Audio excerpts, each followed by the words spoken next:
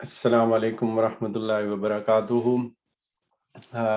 ہم ایک نفل نمازوں کا سیکشن کر چکے ہوئے تھے، تو آج ہم اس کو کنٹینیو کرتے ہیں۔ تھوڑا سا بس پچھلا میں بتا دوں کہ جو فرض نمازیں ہیں جو 5 وقت ہمیں دی گئی ہیں، وہ بنیادی طور پہ ایسی نمازیں ہیں جن کے بارے میں سوال جواب بھی کیا جائے گا۔ تو ہم نے اس کے اذکار کا بھی ذکر کیا تھا۔ تو اب ہم ٹاپک لے رہے ہیں نفل نمازوں کا۔ حضور پاک صلی اللہ علیہ وسلم نے ان فرض نمازوں کی جگہ جو نفل پڑھے ہیں جن کو ہم سنت کہتے ہیں، اور ان سنت میں سے بھی کچھ ہیں جو کہ انہوں نے بار بار پڑھے ہیں تو اس کی امپورٹنس تھوڑی زیادہ ہے، کچھ کبھی پڑھے ہیں تو ان کو ہم پھر تھوڑا سا وہ سنت غیر موقدہ یا سنت موقدہ کہہ لیتے ہیں۔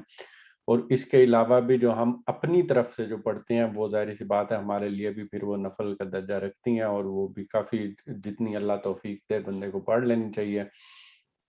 یہاں پہ ہم مزید اس کو آگے لے کے چلتے ہیں، جس میں ہم نے پہلے دیکھا تھا کہ نماز سے پہلے حضور پاک صلی اللہ علیہ وسلم پڑھتے تھے نفل جو ہمارے لیے سنت ہیں، اور جو جس کے بارے میں کہا گیا تھا کہ فجر کی یہ رکعتیں یعنی کہ سنت والی دنیا اور اس کی ہر چیز سے بہتر ہے۔ اس کے بعد پھر ظہر کا بھی دیکھا تھا ہم نے، مغرب کا بھی دیکھا تھا، نماز کے بعد جو آپ پڑھتے تھے وہ بھی دیکھا تھا،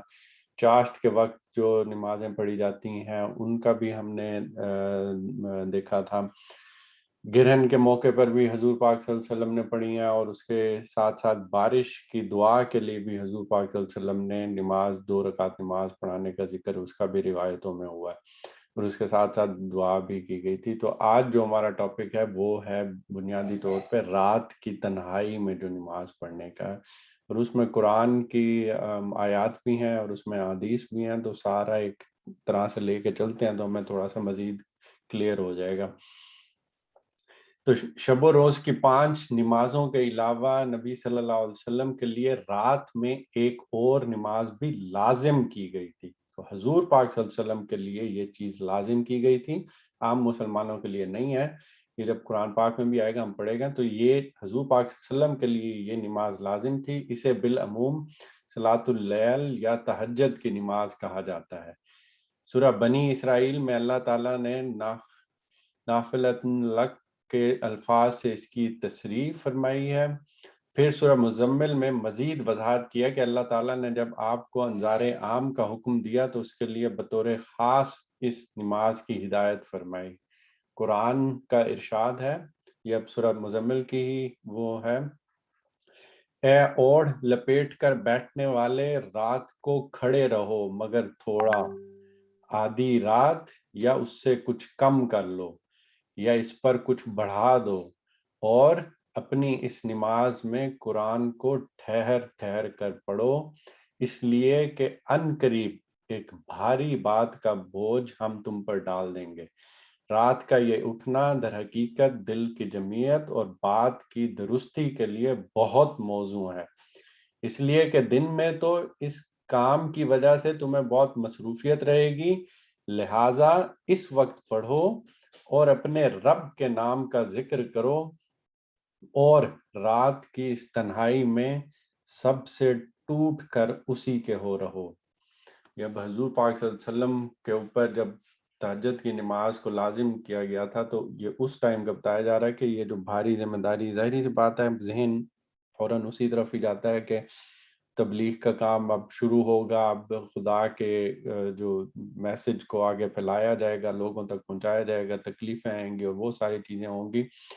تو جس کو عام طور پہ ہم اپنا کیتھارسس کہتے ہیں، جس طرح سے ہم انسانوں میں ایک دوسرے میں جب شکوہ پیدا ہوتا ہے، بات صبر سے تھوڑی بڑھتی ہے،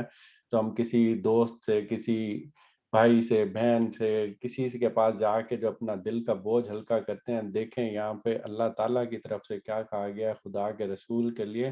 تم میرے ساتھ آ کے میرے ساتھ بوجھ ہلکا کرو، قرآن کو ٹھہر ٹھہر کے پڑھو، سب سے ٹوٹ کر میرے ہی ہو رہو۔ تو حضور پاک صلی اللہ علیہ وسلم کے لیے کتنی بڑی مثال ہمارے لیے بھی قائم کر گئے ہیں کہ جب کوئی مصیبت کا ٹائم آئے، مشکل کا ٹائم آئے، تو یہ تہجد کی نماز اس ٹائم پہ بہت زیادہ کام آئے گی۔ لیکن اب یہ ہے عام مسلمانوں کے لیے تو یہ ایک نفل نماز ہے، جنہیں اللہ تعالیٰ توفیق دے ان کے لیے تو یہ بہت بڑی سعادت کی بات ہے کہ وہ نبی صلی اللہ علیہ وسلم کی پیروی میں اس کا اہتمام کریں۔ بیان کیا گیا ہے کہ آپ صلی اللہ علیہ وسلم اس نماز کی زیادہ سے زیادہ 11 رکعتیں پڑھتے، اور اس میں بہت لمبا رکوع و سجود اور قیام کرتے تھے۔ اس میں شبہ نہیں کہ بعض روایتوں میں 13 رکعتوں کا بھی ذکر ہوا ہے، لیکن اس کے بارے میں صحیح بات یہ ہے کہ نبی صلی اللہ علیہ وسلم پر یہ نماز چونکہ فرض تھی، آپ صلی اللہ علیہ وسلم احسن طریقے سے جس طرح سے کرتے تھے، باقی نمازوں میں بھی آپ پڑھ لیتے تھے زیادہ نفل کے طور پہ، اس لیے آپ صلی اللہ علیہ وسلم کبھی کبھی اس سے پہلے یا اس کے بعد اسی طرح 2 رکعت نفل نماز پڑھتے تھے،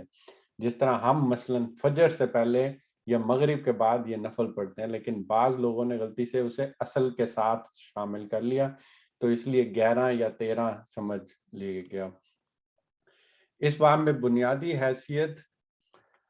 جس حدیث کو یا جس روایت کو حاصل ہے وہ یہ ہے، یہ روایت اب بخاری کی ہے، اور اس میں عبد الرحمن کے بیٹے ابو سلمہ نے بتایا کہ انہوں نے سیدہ عائشہ سے پوچھا رمضان میں رسول اللہ صلی اللہ علیہ وسلم کی نماز کیا ہوتی تھی؟ سیدہ نے جواب دیا، رسول اللہ صلی اللہ علیہ وسلم نہ رمضان میں کبھی 11 رکعت سے زیادہ پڑھتے تھے اور نہ رمضان کے علاوہ دوسرے دنوں میں۔ رسول اللہ صلی اللہ علیہ وسلم یہ نماز بالعموم جن طریقوں سے پڑھتے تھے یا آپ صلی اللہ علیہ وسلم نے اسے پڑھنے کی توفیق یا ہدایت دی ہے، فرمائی ہے، وہ یہ ہیں۔ اس سے معلوم یہ ہو رہا ہے کہ اس سے پہلے میں آگے جاؤں کہ یہ جو رکعتیں حضور پاک صلی اللہ علیہ وسلم تہجد میں پڑھتے تھے یہ کوئی ایک فکس طریقے پہ نہیں تھیں، اس میں تھوڑے سے ڈفرنٹ طریقے تھے، اور اس میں سے یہ 4 طریقے جو روایات سے ثابت ہیں وہ کون کون سے ہیں کہ دو رکعتیں پڑھ کر سلام پھیر دیا جائے، یعنی 2 رکعتیں پڑھی سلام پھیر دیا، 2 رکعتیں جہاں تک مجھے سمجھ آئی ہے وہ یہی ہے کہ 2 رکعتیں پڑھ کر سلام پھیر دیا جائے، سلام پھیر دیا اور پھر 1 رکعت سے یہ نماز وتر کی جائے، یعنی کہ پھر کھڑے ہوئے اور پھر نماز شروع کی اور پھر ایک ہی رکعت پڑھی اور پھر اس کو ختم کر دیا، یعنی کہ ٹوٹل 5 ہو گئی۔ پھر 2 رکعتیں پڑھ کر سلام پھیرا جائے، یعنی کہ 2 رکعتیں پڑھ کے پھر اسی طرح سلام پھیرا جائے، پھر 5 رکعتیں اس طرح پڑھی جائیں کہ ان میں قاعدہ جس کو ہم اتحیات کہتے ہیں وہ صرف آخری رکعت میں کیا جائے، یعنی کہ 5 مسلسل پھر پڑھی جائیں گی اور قاعدہ صرف 5ویں رکعت کے بعد کیا جائے گا، اور پھر وہ سلام جس طرح سے پھیرا جائے گا تو ٹوٹل یہ 11 ہو جائیں گی۔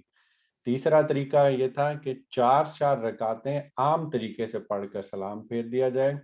عام طریقے سے مراد ظاہری سی بات ہے، میں اگر لوں گا تو یہ کہ ہم 2 رکعتیں پڑھتے ہیں پھر قاعدہ میں بیٹھتے ہیں لیکن سلام نہیں پھیرتے، پھر کھڑے ہو جاتے ہیں، 2 رکعتیں پڑھتے ہیں پھر سلام پھیرتے ہیں، تو اسی طرح 4 4 یعنی کہ 8 رکعتیں ہو گئی، سلام پھیر دی جائے، پھر 3 رکعتیں قاعدہ کے بغیر مسلسل پڑھ کر، کہ اوپر والے دو نمبر طریقے میں 5 اس طرح پڑھی تھیں، اس میں 3 اس طرح سے پڑھی کہ بغیر قاعدہ کے کیا اور اس کے بعد پھر سلام پھیر دیا 3 رکعتیں پڑھ کے، تو ٹوٹل یہ بھی 11 ہو گئی۔ چوتھا طریقہ کیا تھا؟ یا 2 پڑھ لیں یا 4 یا 6 یا 8 رکعتیں قاعدے کے بغیر مسلسل پڑھ کے آخری رکعت میں قاعدہ کیا جائے، پھر سلام پھیرے بغیر اٹھ کر 1 رکعت پڑھی جائے اور قاعدے کے بعد سلام پھیرا جائے۔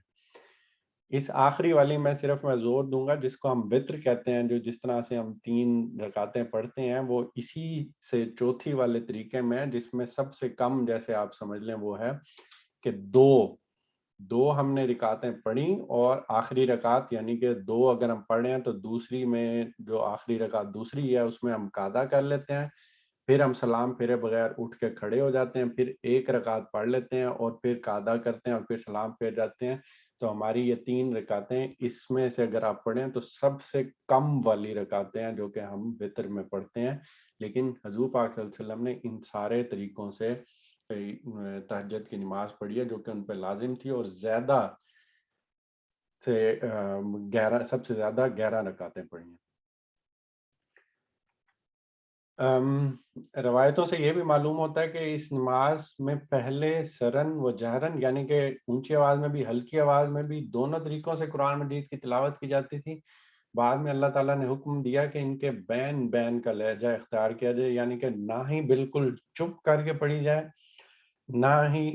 اونچی آواز میں پڑھی جائے جس طرح کہ عام نماز میں پڑھتے ہیں، بالکل ایسے ہلکی آواز جیسے اپنے کانوں میں آپ کی اپنی آواز جا رہی ہو اس طرح سے سمجھ لوں اگر میں، تو پھر مجھے لگتا ہے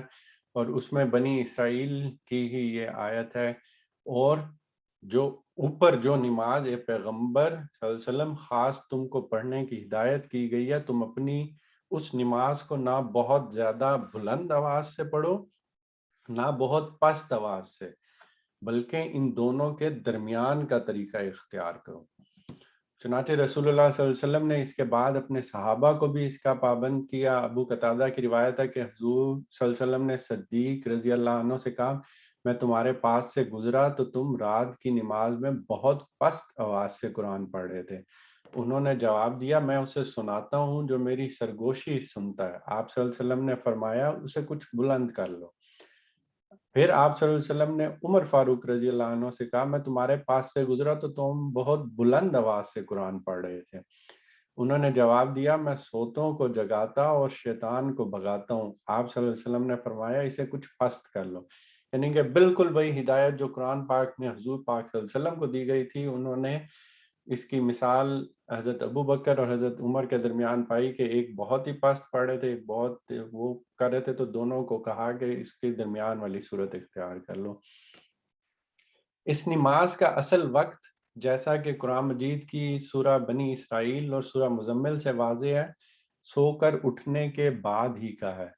اور اسی وجہ سے اسے نماز تہجد کہا جاتا ہے۔ قرآن نے اسے حضوری کا وقت قرار دیا، اور نبی صلی اللہ علیہ وسلم نے فرمایا کہ اللہ تعالی ہر رات ہماری اس دنیا کی طرف متوجہ ہوتے ہیں، جب ایک تہائی رات باقی رہ جاتی ہے تو فرماتے ہیں، اس وقت کون ہے جو مجھے پکارے کہ میں اس کی پکار کا جواب دوں؟ کون ہے جو مجھ سے مانگے کہ میں اسے عطا کر دوں؟ کون ہے جو مجھ سے مغفرت چاہے کہ میں اسے بخش دوں؟ تاہم کوئی شخص اگر یہ سعادت حاصل کرنے میں کسی وجہ سے کامیاب نہ ہو سکے تو وہ یہ نماز سونے سے پہلے بھی پڑھ سکتا ہے۔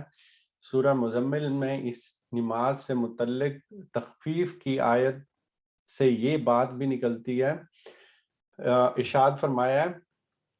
تمہارا پروردگار خوب جانتا ہے کہ تم کبھی 2/3 رات کے قریب، کبھی آدھی رات اور کبھی 1/3 رات اس کے حضور کھڑے رہتے ہو، اور ایک گروہ تمہارے ساتھیوں میں سے بھی، یعنی کہ حضور پاک صلی اللہ علیہ وسلم کی طرف اشارہ کیا جا رہا ہے اور ان کے ساتھیوں کی طرف بھی، لوگوں کی ضرورت کے لحاظ سے اللہ ہی رات اور دن کی تقدیر ٹھہراتا ہے۔ اس نے جان لیا تم لوگ اسے نبھا نہ سکو گے تو اس نے تم پر عنایت کی نظر کی، چنانچہ اب قرآن میں سے جتنا ممکن ہو اس نماز میں پڑھ لیا کرو۔ اسے معلوم ہے آگے تم میں بیمار بھی ہوں گے، اور کچھ دوسرے وہ بھی جو خدا کے فضل کی تلاش میں سفر کریں گے، اور کچھ دوسرے جو اللہ کی راہ میں جہاد کے لیے اٹھیں گے، اس لیے جتنا ممکن ہو اس میں سے پڑھ لیا کرو۔ اسی کے پس منظر میں پھر حضور پاک صلی اللہ علیہ وسلم نے بتایا تھا، ارشاد فرمایا جو کہ مسلم کی روایت ہے، کہ کہا گیا تم میں سے جسے اندیشہ ہو کہ وہ رات کے آخری حصے میں نہ اٹھ سکے گا، اسے چاہیے کہ سونے سے پہلے اپنی نماز وتر کر لے، لیکن جو یہ سمجھتا ہو کہ وہ یقیناً اٹھے گا، اسے یہ نماز رات کے آخری حصے ہی میں پڑھنی چاہیے، اس لیے کہ آخر شب کی قرات روبرو ہوتی ہے اور وہی افضل ہے۔ یہاں تک آج ہم کرتے ہیں، اس کے بعد پھر میں انشاءاللہ مزید اس کو کنٹینیو کریں گے۔ تو یہ تھوڑا سا آج بتایا کہ تہجد کی نماز اور جو ہم عشاء میں کے بعد وتر پڑھتے ہیں ان میں رکعتوں کے بارے میں کیا چیزیں کہی گئی ہیں، اور وتر بنیادی طور پہ ہے کیا، وہ تہجد سے اٹھا کے ہمیں یہ ایک چھوٹ دی گئی ہے کہ اگر نہیں اٹھ سکتے حالات کی وجہ سے، مجبوری کی وجہ سے، تو وہ عشاء کے بعد بھی ملا کے کیے جا سکتے ہیں، لیکن بہتر ظاہری سی بات ہے وہی ہے۔ اور ایک نئی چیز جو مجھے بھی یہ پتہ چلی تھی کہ حضور پاک صلی اللہ علیہ وسلم پہ یہ لازم کی گئی تھی، اور ایک اور چیز جو پتہ چلی تھی وہ یہی تھی کہ جب حالات تنگ ہو جائے، جب مشکلات زیادہ ہونا شروع ہو جائیں، تو بجائے اس کے کہ انسانوں میں اپنا کوئی مددگار ڈھونڈنے کے، اللہ تعالیٰ کی طرف جایا جائے، اللہ کو اپنا حال حوال بتایا جائے، کیونکہ کیا حضور پاک صلی اللہ علیہ وسلم کی طرف سے کہا گیا ہے کہ آخر شب کی قرات روبرو ہوتی ہے، وہ پھر ڈائریکٹ خدا کے ساتھ بات کی جا رہی ہوتی ہے۔ اس کے اندر جو جتنی ہم احادیث اور چیزیں آئی ہیں جو قرآن پاک کی، تو اس کی یہاں پہ دی ہوئی ہیں میں نے، وہ بھی دیکھ سکتے ہیں۔ تو اللہ تعالیٰ سے دعا ہے کہ اللہ تعالیٰ ہمیں بھی اس نماز پڑھنے کی توفیق عطا فرمائے، ہمارے اندر اتنی ہمت دے، ہمیں ایمان اتنا ہمارا مضبوط کرے کہ ہم بھی یہ نماز قائم کر سکیں اور اللہ کے روبرو کھڑے ہو کے بات کر سکیں۔ آمین۔ یہاں پہ ہم اس چیز کا اختتام